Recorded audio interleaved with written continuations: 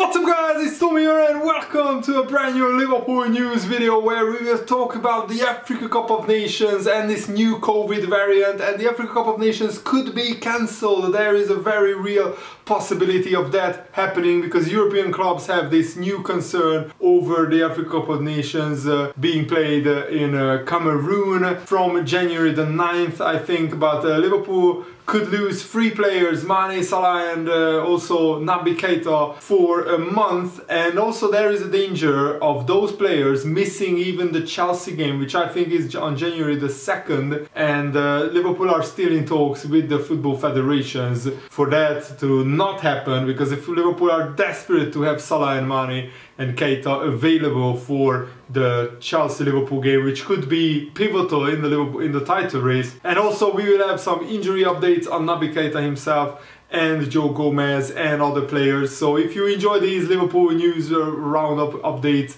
leave a like and subscribe if you haven't already. We just hit 131,000 subscribers. Thank you so much from the bottom of my heart. It really means a lot to me. And also leave your questions in the comments below. I'm preparing to do a Q&A video in a couple of days to celebrate that milestone. So if you have any questions, funny or serious questions about me or anything else, any opinion of myself on any football related questions, let me know in the comments below. And the European Club Association, which is the ECA, holds deep concern around the safety of players scheduled to take part in the Africa Cup of Nations in 2022. And the executive board in Paris on Thursday released a statement relating to a number of critical topics. The board expressed its deep concerns around player safety and welfare ahead of the Africa Cup of Nations, particularly in light of the worsening public health situation and the severe challenges faced during recent international windows. The board agreed to engage urgently with FIFA to ensure all necessary precautions are in place to protect players and club interests as the health situation continues to deteriorate in an alarming manner. And you remember the chaos that ensued when players had to go to South America to play the World Cup qualifiers with the 10-day quarantine protocols in place. And a new agreement was established in October by which fully vaccinated players who have quarantined at a club facility where they can only come out of the bubble to train or play for 10 days can travel to countries that are on the government's red list, so the UK red list.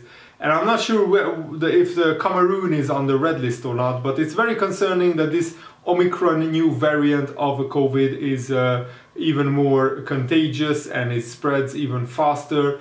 And let's hope that nothing really happens to the Liverpool players if the Africa Cup of Nations goes ahead and takes place. But I would be in favor of cancelling the competition, because in the middle of the pandemic to host an international competition in Africa where a lot of players come from all over the world really, because African international footballers play all over Europe and all over the other Africa and other parts of maybe in Asia as well. So there are a lot of people coming from all over the place, and also it could be an even bigger super spreader event. And great news is that Liverpool FC just released pictures of the new training, and Joe Gomez and Naby Keita were part of the new training session, so which means that they are back in fully team training, which means that they are in contention to face Wolves on the weekend, which I'm super excited about.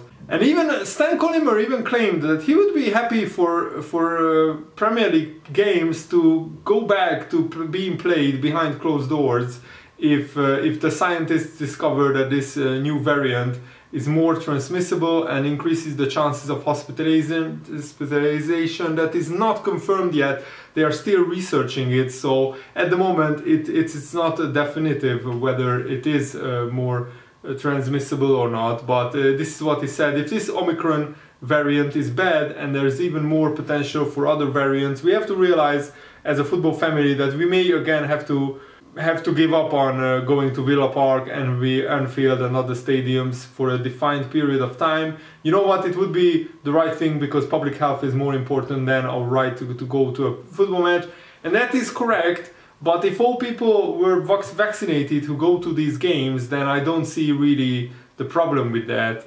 And I think the football without behind closed doors is absolutely terrible, and it's not really football, so I would want to avoid that if it's possible, but let's see what the health authorities will decide in the coming weeks or months. And Diogo Jota claimed that the Merseyside victory where we smashed Everton 4-1 will go down in history. I'm still absolutely buzzing after that game. I think it's massive for us, Diogo Jota said. We know what it means to the fans to play a derby, and they were here supporting us, and it's amazing for them. 4-1 win away, it will be for history, I think. We knew Everton would come with everything, and they tried to do that in the first minutes, but we scored 2 goals, and after that I thought we lost a little bit of control, and we shouldn't have conceded because it brought them back to into the game. And then the second half again, well played from us, 2 more goals and none conceded, so well done. At the moment we are scoring a lot of goals, and I think that shows that we are doing the right things. And transfer specialist Fabrizio Romano has claimed that Liverpool manager Jurgen Klopp is super happy with Thiago. This is what he said: Liverpool are super happy with Thiago Alcantara, and I want to mention it because of his incredible goal in the Champions League. There were rumors about Barcelona, but let me clarify. Barcelona have had no contact with Liverpool, and Jurgen Klopp is super happy with Thiago. With how Thiago has recovered from injuries, it was not easy for him to adapt to English football, but now it looks like the perfect process. And yes, Thiago is indeed hitting form at the crucial time of the season. This December period is massive. You can lose the title race in December. You can't win it, but you can lose it by dropping too many points. And Stan Collymore also weighed in on this Ballon d'Or debate and who should have won it. He said, "It's absurd. I think the Ballon d'Or should be for the best player in the season just gone. There is no measure whatsoever that you could say that was Cristiano Ronaldo. You certainly couldn't say it was Lionel Messi. You can look at what Lewandowski has done in the Bundesliga, and he continues to set the bar incredibly high in terms of goal scoring. Plus entertainment, plus scoring important goals in important games, match-winning goals. It should be Mo Salah, clearly. You cannot honestly tell me from what Lionel Messi has or hasn't done so far in Paris, and has or hasn't done in the latter days of his stay at Barcelona, that it matches up equally to what Mo Salah has done in a Liverpool shirt, because the simple answer is it has not." So that's Stan Collymmore's opinion. I think Messi probably matches up to Salah's contribution, but it doesn't match up with Lewandowski's contribution. In the past 2 years, Lewandowski has won like 7 trophies, and he has scored 20 more goals than Messi. So I think Lewandowski should have won the Ballon d'Or, that's for sure. And Mo Salah, when he was asked what does he think about the Ballon d'Or vote, he said no comment. And he just said, hopefully he will finish higher next year. For Salah to place in a 7th place is a disgrace. Don't tell me Salah is the 7th best footballer in the world, because right now he is the best, or at maximum the 2nd best behind Lewandowski. That's my full opinion. And Salah doesn't have an exact goal target. He just hopes that he scores many more goals. And he also said, "My first target is to win something with Liverpool this season, the Premier League or the Champions League. Hopefully we can win both." So Salah is aiming very high this season, and that's what you should do. And also very interesting that Alisson, the Liverpool goalkeeper who is Brazilian, he was a huge part of convincing Tafarel, the Brazilian goalkeeper who won the World Cup with Brazil, and he also lost the World Cup final to France in '98. He is probably the best goalkeeper in Brazil's football history, and he was convinced by Alisson to come to Liverpool to work as a goalkeeping coach. He's 55 years old now, and Claudio Tafarel is now Liverpool's new senior goalkeeping coach, in large parts thanks to Alisson and his contribution. Tafarel is one of the most decorated goalkeepers in Brazilian history, winning 101 caps for Brazil, lifting 2 Copa Americas, as well as the World Cup in 1994. So he wasn't the goalkeeper when Brazil won it.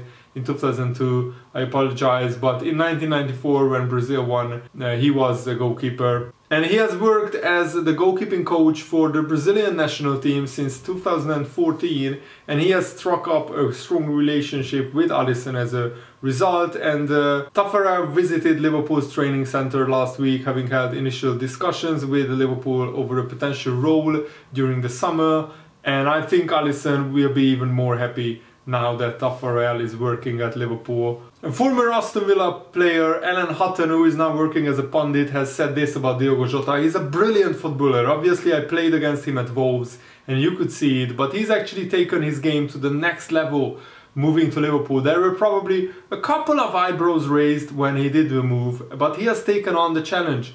Klopp has made him a better player and he has lightened the load for Salah and Mane and Firmino. He's taken a little bit of pressure off them with his contribution. He has been in excellent form, as have Liverpool in general. And I mean, Liverpool scored more than twice as many goals as Manchester United, which is absolutely glorious, and I love it that we are so prolific this season. And if Liverpool can keep this goal scoring form continue, then we can win the Premier League title, because usually the team who scores the most goals and who has the most like potent strike force, usually that is the team that wins the Premier League title. But we need to keep it going for the whole season, and let's hope the AFCON doesn't disrupt that by too much. So that's it for today's video. I really hope you guys enjoyed it. Thanks for watching, have a nice day, see you later, goodbye. For as long as we can.